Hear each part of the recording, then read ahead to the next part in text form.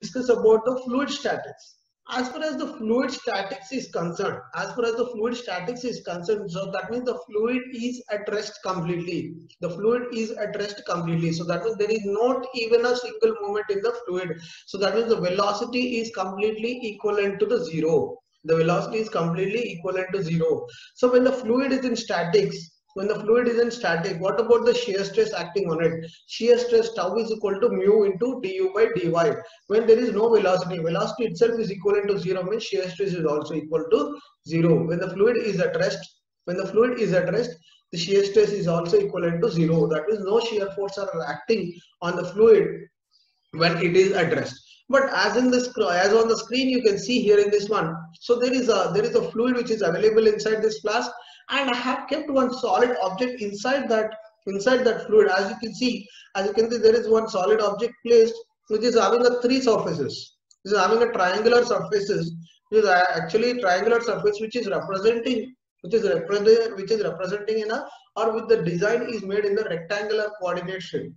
The design is available in the rectangular coordinate frame, right? So what exactly the fluid static? So initially the fluid static is the fluid is at rest. That means relatively there is no velocity is equivalent to zero. There is no shear force acting inside that one. So inside that one, what we have done is have placed a solid object inside that. I placed the solid object inside that particular fluid flask, or the fluid available inside that I have placed on a solid. The solid is given equal dimensions in all the three. So that is x, y, z. I have arranged it as you can see on the screen. So here a solid object is being placed. So where the force is acting on it. So F1, F2 and F3. Or these are all three surfaces. On the three surfaces the forces are acting. We are defining that forces as F1, F2 and F3. So let us define this A, B, C, D. A, B, C, D, E, F, G, H. E, F, G, H is not visible for us as this is a three-dimensional image we have. Right. So let us talk about there are the forces acting on the three surfaces. When the fluid is immersed, when the solid is immersed into the fluid, how exactly the forces are acting on that one? That is our interest in this one, fluid statics. So that exactly we are going to deal with respect to the pressure. Now, so how many of you are familiar with the swimming? So when you are familiar with the swimming, you can easily understand that the swimming at the under the sea water, or under the water, when you are going deep into the water, so definitely there is going to the pressure exertion on you is going to change accordingly. The pressure exertion is going to be changed accordingly. So that is about the swimming is the best example how the pressure acts from the water. When we get into the deep inside the sea, we can feel that whenever the water height we are lowering inside. So that means as we are going into the deep inside that one sea, so we can feel that the pressure acting on the human bodies, or even that is same when the pressure acts on the bodies of the solid which is immersed. The best example is the submarines. So when you are going into the deep seas, the pressure will be varying on that one. Now what exactly the pressure is? Pressure is actually forced by the area. Right? So the force acting on that one is due to the water. So the water is giving that particular pressure. So previously we are talking about some buoyancy force. Now we are saying that about deep sea drivers and the pressure or the fluid which is at the static. Now when the body is completely immersed into the fluid, our interest is in which directions the forces would be acting. So will it be acting only in the vertical direction, high force, and sideward force, less force, and in the bottom side, because my weight is acting, it is balanced and it is acting a less force on that one. So this is what my question. This is what our question here is one. So when object is immersed completely inside the fluid, and the object is completely available inside the fluid, forces acting on that particular fluid, the forces acting on that particular body by the fluid, the forces which act on that particular body by the fluid gives that equal pressure in all the directions. Gives an equal pressure in all the directions. It is not irrespective of that because of the gravity it is being acting on me. So the vertically downward force would be less, and sideward force, because I don't have any weight distributed, there is a less force on that one. No. So when the body is immersed into the fluid, there is a forces acting equal in all the directions. That is being given by the Pascal's law. What is the Pascal's law states is when you are immersed into the fluid, the forces acting from all the three directions would be same. The forces acting in all the three directions would be same. So that means the best examples are when you're, why do we go into the deep diving suits when we are floating on swimming pools? Why don't we take a swim suits, right? So when you are going into the deep seas, so we need to go for the diving suits, because the pressure variation may act on the human body, and to resist that particular pressure force, we are going within a diving suits. In order to resist that force, we are going within a diving suits, right? And on the other cases, the best examples are when we are climbing up the mountain, the pressure is going to vary, and when you're diving into the pool, the pressure is going to vary, and when you are rising up on the mountain, so when you are climbing up the mountain, the pressure is going to vary. Another best example is in an aircraft, where in that the pressure is also going to vary from the ground level and the height it is being raised up. So let us discuss what exactly this pressure is. As we all know that the pressure is defined as a force by area. Pressure is defined as a force by area. Now it's actually, the question has come here. Yes, we know that what is the pressure is force by area. We all know that.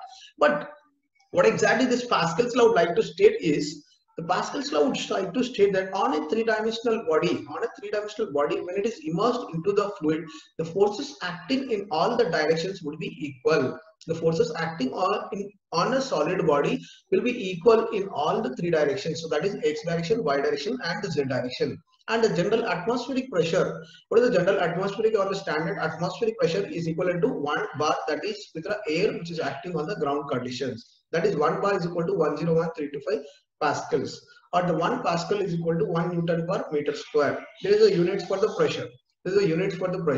Right. Now let us discuss about this, what exactly the Pascal's pressure is, what exactly the Pascal's principle is. So when a Pascal's principle is, so what exactly the Pascal's principle is, here you can see even on the screen, So what exactly the Pascal's principle is, here you can see. So here you can see when I'm pumping a balloon. So when I'm pumping a balloon, so what exactly is happening inside the balloon is, when I'm pumping a balloon, here you can see in my hand there is a balloon. So when I'm pumping a balloon, so what is happening inside that one is the pressure force is acting in all the three directions equal. The pressure force acting in the balloon is acting in all three directions, it is same and equal. This is what the Pascal's principle is stating. So this is what the Pascal principle is stating. So the Pascal's principle states that the pressure acting inside the balloon is equal in all the three directions. So this is a three-dimensional balloon, right? So everyone agrees that this is a three-dimensional balloon. So when the air is pumped, so the air has went only from the one direction. But when the air has entered in only one direction, the pressure distribution has already occurred in all the three dimensions. So that means the pressure is acting on the walls of it. At any point inside this one, if I see, the pressure would be same. The pressure would be same inside this balloon. The pressure would be same inside this balloon. So that is what exactly the Pascal principle states. So that is what exactly the Pascal principle. So when you pump a bike tire, or when you apply a force on a pump, turn exceeds the force inside, that equal pressure inside. So in this balloon, I can say that it is an equal pressure in all the sides being exerted, then only the balloon is being able to inflate it like this. The balloon is able to inflate it. So this is given by the Pascal's law. Right? So what is like this balloon, or when I pump the air inside this balloon, so the air is equally distributing in all the walls. So here it is acting, the pressure is acting on the walls, and it is the wall, and it is completely trying to expand this wall. So till it reaches to that one, so it is completely expanding that one. So while expanding, so we'd like to say from the Pascal's law that in all the walls, all the walls, the pressure exerted by the fluid, is same. The pressure exerted by the fluid is same. That is in the x direction, that is in the y three direction. The pressure exerted on this particular walls will be same. The same example is for your common day-to-day application. That is in a tire inflation. Right? So as a result, inside the balloon, the pressure increases and the balloon inflates. That is exactly the Pascal's principle it is talking about. So the Pascal has given the best example of this one. Pascal has stated this principle, stating that the pressure force acts on in all the directions, that is Fx, Fy, Fz. All the three dimensions, the pressure force will be acting equal. In this example, we are applying the Pascal's principle on the hydraulic jack. So let me tell you what exactly this hydraulic jack construction is. So as we can see, the area 1 where the cylinder is being placed, and here the red surface indicate that the fluid is in contact with the A2 is contact with the F2, that is the hydraulic cylinder which is being placed on this particular fluid, right? So on this fluid, so when the force is exerted from the one side, as where on the A1 side the small minimum area, so that area A1 is in contact with the fluid, but on the resultant of this one, is obtaining on the other side, the resultant of this one. So when I apply the pressure on this, when I apply the pressure at this point, because of the path, so that means all the fluid will be having same fluid forces, x, y, z directions. So here I am applying only in one direction, the fluid force is being distributed, because this is the fluid is at the static. When the fluid is at static, the forces will be equally distributed, and the resultant, so here is the A2 can be raised up. Right? So the resultant force, when you are applying the F1 in the negative direction, so here the fluid is allowed to move it only on the F2 direction, that is in the positive upward direction. So on the other side, where the weight is placed. So with the minimum weight, I can lift up the maximum weight objects. So that is an example or the applications of this Pascal's principle. You are going for any car service, there they will be simply having a one hydraulic pump. There is on one side they will be pumping it, and on the other side the entire car body will be lifted up. So there they are utilizing this Pascal's principle inside the fluid. So where in this particular fluid, because of the forces acting in all the three directions are same. Or balloon is the best example how the right. So that is exactly stating that the Pascal principle. Now next question comes: how much the force is being applied or force is resulted on the other side of it. Next question comes: how much the car is being lifted up on the other side? How much the F1 if it is applied? So can it be resulting on the result increment? So the pressure increment can be achieved or can be utilized like this, as since the pressure can be defined as force by area. As we are simple definition, the pressure is force by area. So what we are doing is the pressure is force by area on the one side, which is equivalent onto the other side. The Pascal's law will be applied in the static fluid and in a closed one. In a closed, because if the fluid is completely closed, there is no atmospheric pressure acting, so it is closed on both the sides. So when the fluid is completely closed in the closed container, the fluid pressure will be acting equally the fluid pressure area. So that we can simply equate F1 by A1 is equal to F2 by A2. So from this, the unknown value or what is the lift occurred on the other side can be easily calculated by using this formula. F2 is equal to F1 into A2 by A1. This is best utilized in by the objects like this. So which is the best example for the Pascal's principle. What exactly so we have earlier discussed about this Pascal's principle, the force acting. So here just see that arrows indicates here in this one. So that means the fluid is acting equal. So as far as the Pascal's principle, at any point if I consider inside this closed volume, the fluid pressure would be acting in equal in all the directions. So that is what the resultant. So when I am applying the F1 force on one side at an area 1, I am getting the resultant piston moment on the other side. So this is what the Pascal principle is best utilized in lifting the objects which are heavier. Okay, so and let us see some applications of the Pascal's principle. See when we are applying the compressive force on the F1. So here also that is mentioned what is the compressive force is or the pressure variation was noted here in this one. So one such application where it is for the lifting objects, and which is the common day-to-day application of the mechanical device which is designed as a jack. So the jack, when you are continuously pumping it, so the jack also works on the Pascal's principle only, because the fluid filled inside is when you are continuously pumping that one, the pressure raised inside will lift up the jack.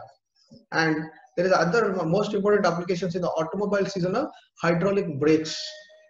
So the brake fluid, when it is completely filled inside, so then there is a lock in between the pads and the piston, right? So that whatever the brake pads are available, so the piston in that fluid will be open. So just like the example which you are seeing here in this one, so the top one, and these are all applications of the Pascal's law. So this is to discuss about that further. So here you can see on screen, here you can see further on screen. So there is a pressure acting in the x direction is represented by the px, pressure acting on the y direction, let us represent it with the py, pressure acting in the z direction, let us represent it with the pz, right? And here I have taken an infinitesimal elemental direction, delta y in the direction of y and delta z in the direction of z. So that means the elemental distance I am considering it. On this elemental distance I have made a triangular element.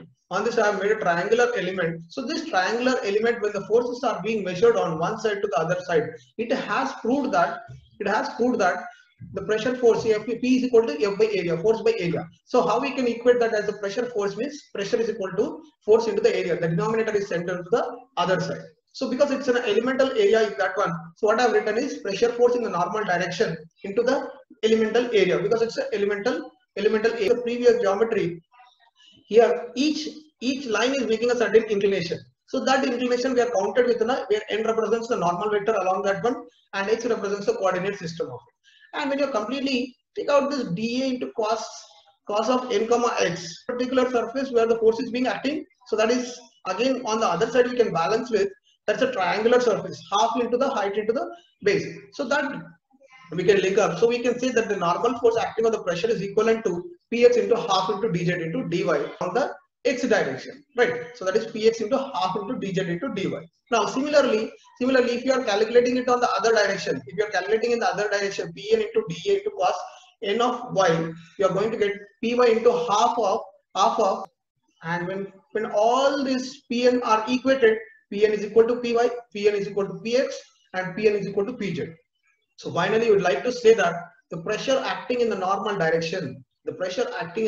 direction, if you are equal in all the three sides. The pressure Pascal's law holds good when the flow having no shear layers in that one, and in that case the pressure acting on the entire surface, that pH, py and pz are equal intensities, are having the equal intensities on that solid body. So that is px is equal to py is equal to pz. So the pressure force. So that is what we have taken on one. Y direction component is being balanced, as you can see in this image. The pn is being balanced with the py. Right. Similarly, when we are taking the other component, so then similarly the px direction we need to balance with the pn, which is equivalent to the x direction. So equating all that, we have understood that the pressure force is acting in all the three directions are mutually perpendicular and the forces are equal, mutually perpendicular, and the forces are acting equal in all the three directions. The